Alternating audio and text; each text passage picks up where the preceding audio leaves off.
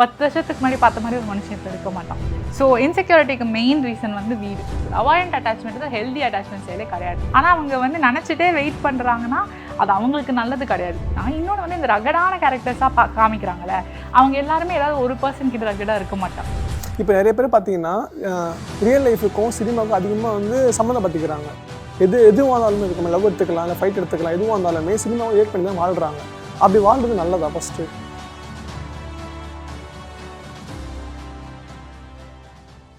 Sigma மேலுன்னு ஒரு character வச்சு எப்படி நினச்சிக்கிறாங்கன்னா, சிக்மா மேலாம் இப்படி தான் இருக்கணும், அதாவது ரொம்ப ரகடாக தான் இருக்கணும், ரொம்ப அபியூஸாக தான் பேசணும், எல்லாமே வந்து நான் சொல்கிறது தான் கரெக்டு அப்படின்ட்டு இருக்காங்க.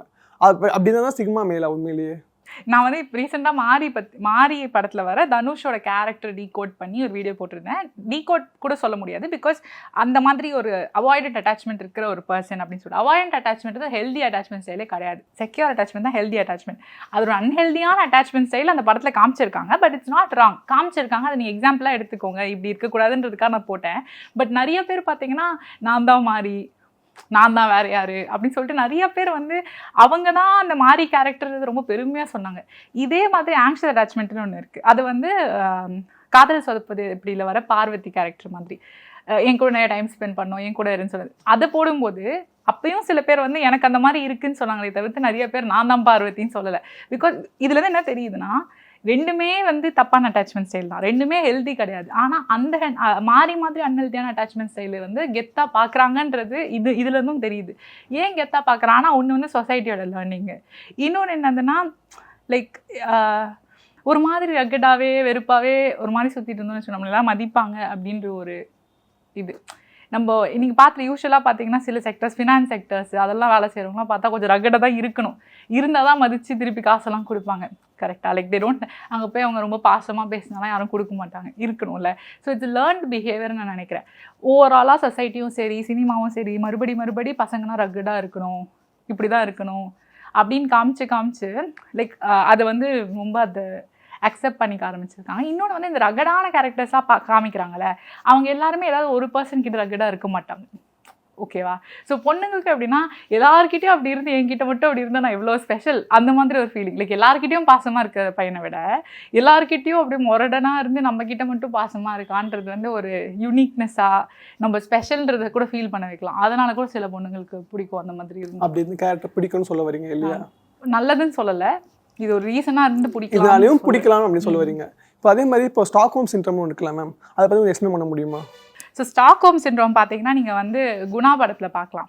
குணா படத்தில் வந்து அந்த ஹீரோயினை வந்து கடத்தி தான் வச்சுருப்பாரு கமல் சார். பட் ஆனால் பார்த்தீங்கன்னா அவங்களுக்கு வந்து அவங்க மேலே ஒரு அன்பு ஏற்படும். ஸோ இதை வந்து ஸ்டாக்ஹோம் சிண்ட்ரோம் அப்படின்ற டேர்ம் வச்சு சொல்லுவாங்க. பேசிக்லி அது என்னென்னா, நம்மளோட மூளை வந்து உங்களை உயிரோட வச்சுக்கிறதுக்கு தான் ஃபஸ்ட்டு ட்ரை பண்ணும். Survival instinct is the most important instinct.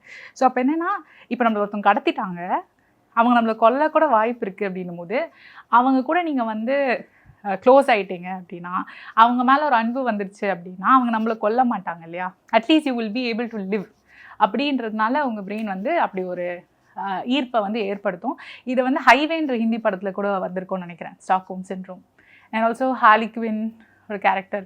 So நிறைய இடத்துல பார்த்தீங்கன்னா ஸ்டாக்ஹோம் சிண்ட்ரோம் பற்றி நிறையாவே மூவிஸில் இருக்குது. அண்ட் இட் இஸ் சம்வாட் எனக்கு லைக் பிகாஸ் அது வந்து ரியலாக நடக்குதான்னு தெரிஞ்சுக்கிறதுக்கு ஸ்டாட்டிஸ்டிக்ஸ் கிடையாது, but it is a thing in psychology. இப்போ அதே மாதிரி பசங்க பொண்ணுங்களுக்கு வர இன்செக்யூரிட்டி வந்து எது மேம் காரணமாக இருக்குது? ஸோ இன்செக்யூரிட்டிக்கு மெயின் ரீசன் வந்து வீடு. ஓகே, சின்ன வயசில் இருக்கும்போது, பிகாஸ் நான் கிளைண்ட்ஸ் என்கிட்ட வரும்போது one of the first things that I ask them is about the childhood. சின்ன வயசில் உங்களுக்கு யாராவது பாடி ஷேம் பண்ணியிருக்காங்களா? எப்படிலாம் பாடி ஷேம் பண்ணுவாங்கன்னா அவங்க கலர் வச்சு பாடி ஷேம் பண்ணுவாங்க. ரீசெண்டாக நான் நியூஸ் பார்த்து டென்ஷன் ஆகிட்டேன். ஒரு அப்பா வந்து 18 மாத குழந்தைய வந்து கருப்பாக இருக்கான்னு சொல்லிட்டு சாவடிச்சிட்டாரு அப்படின்னு சொல்லிட்டு. ஸோ இந்த கலர் பிரச்சனை வந்து வீட்டில் தான் ஃபஸ்ட்டு ஆரம்பிக்குது.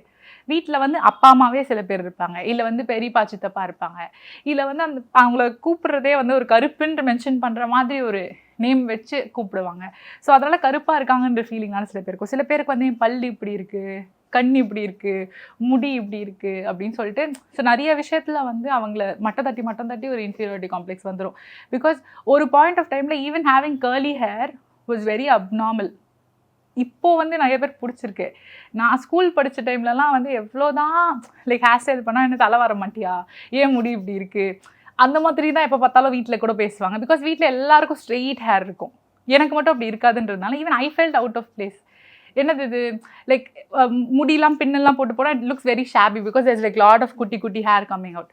ஸோ அந்த மாதிரி இருக்கும். ஒரு பாயிண்ட்டுக்கு அப்புறம் இப்போ வந்து கர்லி ஹேர் ப்ராடக்ட்ஸ் வந்துச்சு. ஏன்னா முன்னாடிலாம் அட்வர்டைஸ்மெண்ட்டில் கூட நீ சுருட்ட முடி பார்க்கவே முடியாது. It's always silky straight hair. So அதனால் ஒரு முடி அதுவும் நல்லா இருக்குன்னு எல்லாரும் சொல்கிற முடியே ஒரு பாயிண்டில் அக்செப்ட் பண்ணிக்க முடியாமல் இருக்குன்னும் போது இந்த மாதிரி ஸ்கின் கலரு, பல்லு, ஹைட்டு, இந்த மாதிரி நிறைய விஷயத்தை வச்சு சின்ன வயசுலேருந்து அவங்க மட்டும் தட்டி அதை அவங்க இன்டர்னலைஸ் பண்ணிக்கிறாங்க. இனிமேல் யாருமே சொல்ல தேவையில்லை, அவங்களே அதை பண்ணிப்பாங்க. அவங்களுக்கு அதுதான் இன்ஃபீரியாரிட்டி காம்ப்ளெக்ஸ். இன்னொன்று வந்து அவங்க படிக்கலை இல்லை ஒர்க் போல அந்த மாதிரியான சில விஷயங்களை இன்ஃபீரியாரிட்டி காம்ப்ளெக்ஸ் வரலாம்.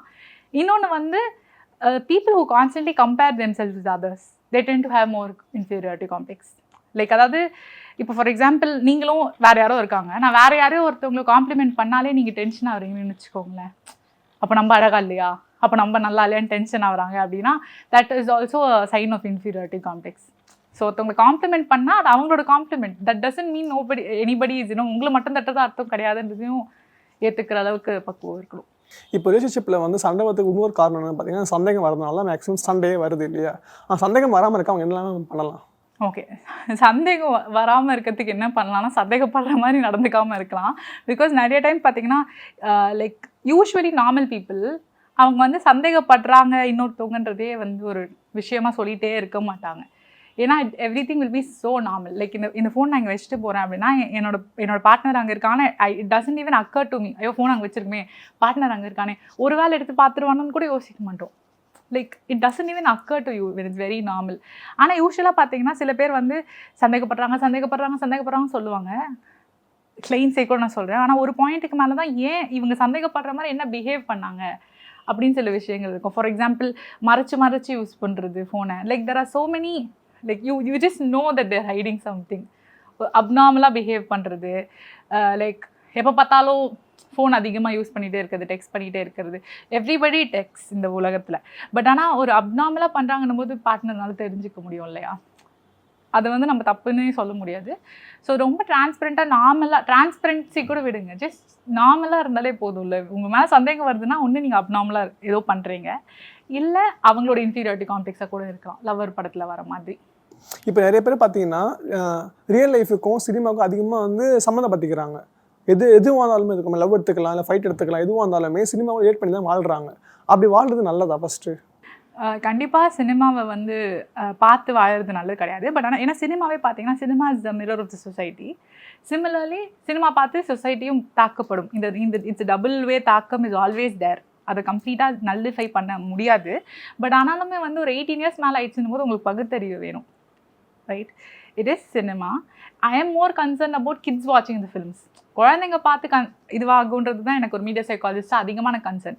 18 yearsக்கு மேலே ஐ திங்க் உங்களுக்குமே ஒரு இது வேணும்ல. லைக் சினிமா பார்த்தீங்கன்னா எனக்கு இந்த இடத்துல இந்த மூவி பற்றி பேசி ஆகணும்னு தோணுது. கண்ணகின்ற ஃபிலிமில் பார்த்தீங்கன்னா 4 characters இருக்கும். நிறைய பேர் வந்து 4 கேரக்டருமே 4 தனித்தனி கதை அப்படின்னு தான் நம்பிட்டு இருக்காங்க. லைக் பிகாஸ் அவங்களுக்கு அந்த எண்டிங் புரியல. எண்டிங்கில் தான் வந்து ஆக்சுவலாக இவங்க கீர்த்தி பாண்டியனோட கேரக்டர் சொல்லியிருப்பாங்க. 4 கேரக்டருமே அவங்களோட கதை தான், ஓகேவா? லைக் ஒரு பாயிண்ட்ல அந்த ஃபஸ்ட்டு வந்து அந்த மாப்பிள்ளை தேடிட்டு இருந்தது அவங்க தான். ஒரு பாயிண்ட்டுக்கு மேலே அவங்க அப்பா இறந்துடுறாரு. அதுக்கப்புறம் அவங்க ஒரு கல்யாணம் பண்ணிக்கிறாங்க. கல்யாணம் பண்ணதுக்கப்புறம் தான் அந்த டிவோர்ஸ் ஆகுது. டிவோர்ஸ் ஆகுறது அந்த இன்னொரு ஸ்டோரி. டிவோர்ஸ் ஆனதுக்கப்புறமா வந்து அந்த லாயரை லவ் பண்ணுறாங்க, லாயரை விட்டுட்டு போயிடுறாங்க. அதுக்கப்புறமா ஒரு பிளைண்ட் டேட் போகிறாங்க. ஸோ அதுக்கப்புறம் தான் இந்த பர்சன் வராங்க, ப்ரெக்னெண்ட்டாக இருக்கிறது தெரியும். ஸோ எல்லாமே அவங்களோட ஸ்டோரி தான். பட் நீங்கள் அந்த கேரக்டர் தனித்தனியாக பார்க்கும்போது இந்த பொண்ணு என்ன எப்படி இருக்குது அப்படின்னு நீங்கள் ஒருத்தவங்க நினச்சிருப்பீங்க. இந்த பொண்ணு என்ன இவ்வளோ மக்கா இருக்குன்னு ஒருத்தவங்க நினச்சிருப்பீங்க. இந்த பொண்ணு ஏன் வந்து கல்யாணத்துக்கு போய் இவ்வளோ ஆசைப்படுதுன்னு நினச்சிருப்பீங்க. But everything is related. In fact like ஒரு சீனில் வந்து இந்த அபார்ட் பண்ணும்போது அவங்க அந்த டாக்டர் சொல்லுவாங்க, லைக் நீ நல்லா யோசிச்சு சொல்லு உனக்கு அபார்ட் பண்ணணுமா அப்படின்னு சொல்லிட்டு. அப்போ அந்த பொண்ணு சொல்லுவா, லைக் பிறந்து தினம் சாகிறதுக்கு ஒரு தடவை சாகிறது பரவாயில்ல அப்படின்னு சொல்லுவா அபார்ஷனுக்கு. So that is one thing. And it is also related to the first story. அதில் பார்த்தீங்கன்னா கோவமாக அவங்க அம்மா வந்து நீ பிறக்கும் போது நான் அழுதேன், இப்போ வரைக்கும் நான் அழ வைக்கிறேன் அப்படின்னு சொல்லும்போது திருப்பி வந்து கோவமாக கேட்பா, எதுக்கு அழுத நான் பிறக்கும் போது அப்படின்னு கேட்பா. நான் பொண்ணுன்றதுனால தான் நான் எழுது அப்படின்னு சொல்லிட்டு. So she understands that feeling that ஒரு அன்வான்டான சைல்டாக பிறந்தா எவ்வளோ கஷ்டமாக இருக்கும் அப்படின்னு அவள் ஃபீல் பண்ணியிருப்பாள். அதை ரிலேட் பண்ணி அந்த மாதிரி அன்வான்ட் சில்ட்ரனாக இருக்கிறத விட இட்ஸ் பெட்டர் அப்படின்னு நினைப்பா. அவள் லைஃப்பில் ஃபாலோ பண்ணுற ஒரு ஐடியாலஜியுமே முன்னாடி ப்ரீவியஸ் பார்ட்டில் அவள் அடிப்பட்டதுலேருந்து கற்றுக்கிட்டதாக தான் இருக்கும். அந்த ஒரு வாலட்டிலிட்டி இருந்துகிட்டே இருக்கும். அதே மாதிரி நீங்கள் ஒருத்தவங்களை மீட் பண்ணுறீங்கன்னா லைஃப்பில் அவங்களோட ஒரு எந்த பாட்டை நீங்கள் பார்க்குறீங்கன்னு உங்களுக்கு தெரியாது. 10 வருஷத்துக்கு முன்னாடி பார்த்த மாதிரி ஒரு மனுஷன் இப்போ இருக்க மாட்டான். கரெக்டாக? அதே மாதிரி ஒரே படத்தில் 4 பாட்டை காமிச்சிருக்காங்க அந்த படத்தில். பட் சினிமாவில் பார்த்தீங்கன்னா ஒரு பர்சனோட ஒரே ஒரு குட்டி கிளிப்பிங் தான் அந்த சினிமாவில் இருக்குது. அதை வச்சு நீங்கள் உங்களோட மொத்த லைஃபே வந்து இது பண்ணிக்க முடியாது. ஸோ இட்ஸ் அ வெரி ரொம்ப பெரிய ரிலேட்டபிலிட்டி, சம்மந்தமே இல்லாமல். அப்படி கிடையாது. People change, that's a fact. மாற்றம் ஒன்றே மாறாதது. ஆனால் அந்த மாற்றம் நல்ல மாற்றமாக இருந்தால் நல்லாயிருக்கும். இப்போ அதே மாதிரி ஒரு பையன் வந்து பொண்ணுக்கு ப்ரப்போஸ் பண்ணுறான் மேம். அந்த பொண்ணு வந்து வேண்டாம் அப்படின்னு சொல்லி மூவ் ஆன் ஆயிடுறான். ஆனால் அந்த பையன் ஆகியும் அந்த பொண்ணை விடாமல் அந்த பொண்ணை நினச்சி கடைசி வரைக்கும் இருக்கான் இல்லையா? அது எவ்வளோ பெரிய தப்பு? அது எவ்வளோ பெரிய தப்புன்றது வந்து அந்த பொண்ணை டிஸ்டர்ப் பண்ணாமல் இருக்கிற வரைக்கும் அது அவங்களோட பர்சனல் விஷயம். கரெக்டாக? ஆனால் வந்து அந்த பொண்ணை போய் டிஸ்டர்ப் பண்ணாங்கன்னா அது டெஃபினட்டாக தப்பான விஷயம். ஆனால் அவங்க வந்து நினச்சிட்டே வெயிட் பண்ணுறாங்கன்னா அது அவங்களுக்கு நல்லது கிடையாது. அப்படி தான் சொல்ல முடியும். இப்போ குடிக்காதீங்கன்னு சொன்னால் குடிக்காமல் இருக்காங்க, குடித்தா அவங்களுக்கு நல்லது கிடையாது. குடிக்கிறீங்கன்னா அது உங்களோட சாய்ஸ். அதே மாதிரி ஒரு பர்சனுக்காக நீங்கள் அந்த பர்சனுக்கு முக்கியமாக கல்யாணம் ஆகி இன்னொரு லைஃப் இருக்குன்னா it's better to move on. இல்லை எனக்கு அவங்க நினச்சே இருக்கணும்னா நீங்கள் டிஸ்டர்ப் பண்ணாமல் நினச்சிட்டு இருக்க போகிறீங்கன்னா அது உங்களோட சாய்ஸ். இது வந்து 96 ராமோட சம்மந்தப்பட்டிருக்காங்க. அது அவங்களோட சாய்ஸ். அதுதான், அதுக்கு மேலே அது அவங்களோட சாய்ஸ். பட் உங்கள் லைஃப்பில் வந்து நீங்கள் போய் வாழலாம் இல்லையா? Nothing like you have to wait for them for the rest of your life, especially when there is nothing going to happen. ஒருத்தவங்களுக்காக நான் 10 வருஷம் வெயிட் பண்ணி கல்யாணம் பண்ணிட்டேன் அப்படின்னா பரவாயில்ல. அவங்க கல்யாணம் ஆகி குழந்தெல்லாம் இருக்குது, அவங்க வாழ்க்கையே போயிட்டுருக்கு, நான் வெயிட் பண்ணிகிட்டே இருப்பேன்னா அது வந்து ஒரு தனிப்பட்ட நபரின் முடிவுன்னு தான் சொல்ல முடியுமே தவிர்த்து அது நல்ல முடிவு அப்படின்லாம் க்ளோரிஃபை பண்ண முடியாது. ஆனால் தப்பான விஷயத்த தப்புன்னு காமிங்க, அவ்வளோதான், சிம்பிள். ஸோ நிறைய படங்கள், தமிழ் படங்கள் ஃபெயில் ஆகிருக்கு இண்டஸ்ட்ரியில் ஆக்சுவலாக. பிகாஸ் அந்த ஜாப் எவ்வளோ பெரிய ஜாபாக இருந்தாலும் சரி, அட் எண்ட் ஆஃப் த டே ஒரு பொண்ணு தான் அப்படின்ற மாதிரி மட்டும் தான் காமிச்சிருப்பாங்க. லைக் ஒய்ஃப் எக்ஸ்சேஞ்ச் பண்ணிக்கிற விஷயம் நான் சொல்கிறது வந்து வெளிநாட்டில் தான், நம்ம ஊர்லேயே இருந்திருக்கு. இப்போ அதே மாதிரி ஒரு சில படம் எடுத்துக்கலாம் மேம். ஓகேங்களா, நீங்கள் சொன்ன பாயிண்ட் கரெக்டு தான். பட் ஒரு சில படத்தில் வந்து பார்த்தீங்கன்னா 18 வயசு இல்லை 15 வயசு கீழே பெண்கள் ஓகேங்களா நடிக்கிறாங்க. அதுவும் வந்து அபிசோன சீனாக நடிக்கிறாங்க. ஸோ அது மாதிரி பண்ணுறது தப்பு தானே மேம்?